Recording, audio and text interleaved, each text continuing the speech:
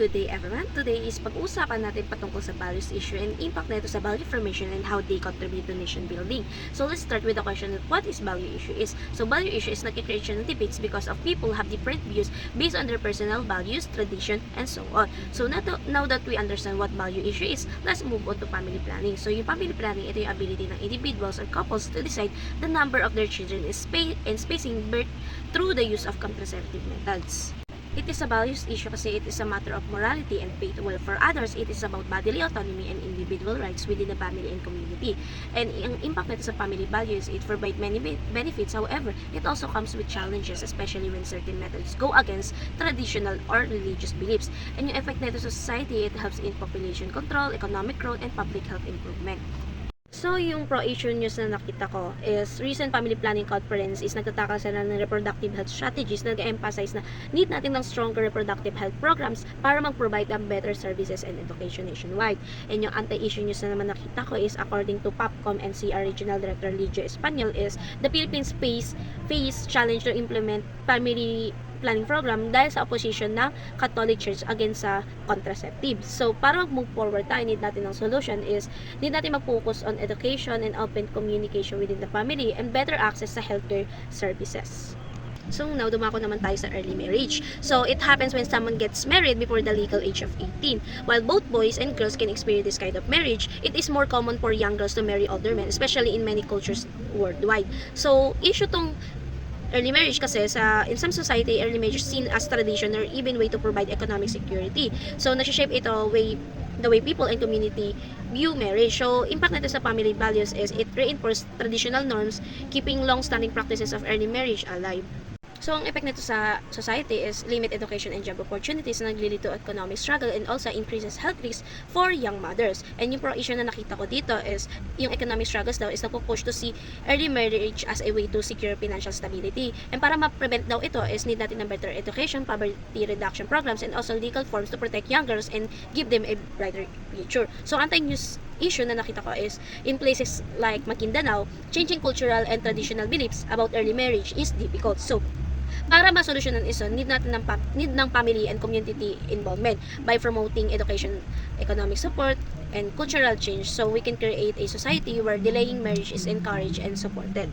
Now, let's move on to abortion. So, ito yung termination of pregnancy either through medication or medical procedures. So, values issue ito kasi it touches on moral and ethical concerns with people having different opinions on when life begins and who has the right to decide. So, impact nito sa family values is depending on their values and traditions. Some may see it as a violation of life while others view it as a matter of personal choice and well-being. So, epekto nito sa society is yung public health, economic stability, and social structure. So, na-influence nito yung access to healthcare, women's rights, and discussion about reproductive laws. Yung pro-issue na news na nakita ko is organization like Pinsan are pushing for the decriminalization of abortion na ina-argue yung restrictive laws force women to unsafe procedure and putting their health and lives at risk. So, yung anti-issue news naman na nakita ko is many lawmakers including Senator Alan Peter Cayetano strongly oppose decriminalizing abortion. So, yung solution para dito is regardless sa mga differing opinions na meron tayo is mahalaga pa rin yung open and informed discussion within the families by fostering dialogue, access to accurate information, and compassionate support.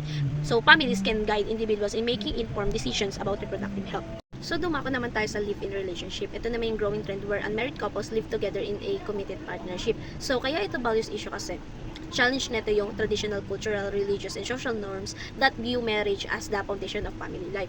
Yung impact nito sa family values is living together before marriage affects family dynamics, legal rights, and social acceptance. So, yung epekto nito sa society is it raises important discussion about laws and policies that can support the rights of responsibilities of cohabiting couples. Yung pro-issue na nakita ko in the Philippines, children born out of live-in relationships are entitled to support and inheritance rights, ensuring their welfare is protected. So, yung anti-issue news naman na nakita ko is however live-in partners faces difficulties in cases of infidelity or abuse. Unlike sa mga legally married couples, they may not be fully covered by laws and making legal remedies harder to access. So, yung solution para dito, para ma-address itong mga concern is it's crucial to establish legal protections and promote stability within live-in relationship.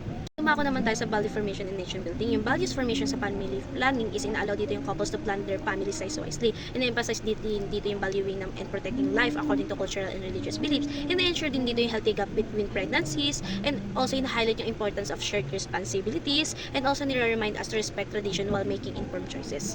So yung contributes naman nito sa nation building is nire-reduce nito yung poverty by helping families manage their resources effectively. Sinusupport dito yung economic growth by balancing the population, and in-empower dito yung women by enabling them to make informed choices. Yung value formation sa early marriage is nakikita siya as way to preserve traditions and strengthen communities. And also nakikita rin siya as solution to financial struggles, especially where education is limited. And also sa patriarchal society na uphold dito yung traditional gender roles and family honor. And also ini-aim to protect children's rights through challenges remain due to cultural and religious traditions. So yung contribution naman ng early marriage sa nation building is yung early pregnancies put young mothers and infants at risk in increasing maternal and child mortality. And also binabiolate dito yung human rights and slow progress in gender equality and women's empowerment. And also nililimitan dito yung opportunities for young women, leading to poverty cycle and slowing economic growth. So, yung value formation sa abortion is kinoconsider yung life as sacred from conception, leading to strict anti-abortion law sa mga Catholic Church. While abortion remains legally banned, ongoing debates highlight concern about women's rights, public health, and unsafe procedures. So, yung perspective rin ng abortion are shifting, with calls to rebuild laws to reflect a more balanced understanding of the issue. So, yung contribution naman nito sa nation building is criminalizing abortion has led to unsafe procedure and increasing maternal deaths and health complications. So, yung Philippines, nagfa-face siya ng pressure to align its laws with international human rights standards. And also, yung pagre-restrict ng laws, it limits women's autonomy, contribute to poverty, and reinforce stigma, leading to mental health and social challenges. So, yung value na form sa live-in relationship is ina-emphasize dito yung marriage before cohabitation, making live-in relationship less accepted.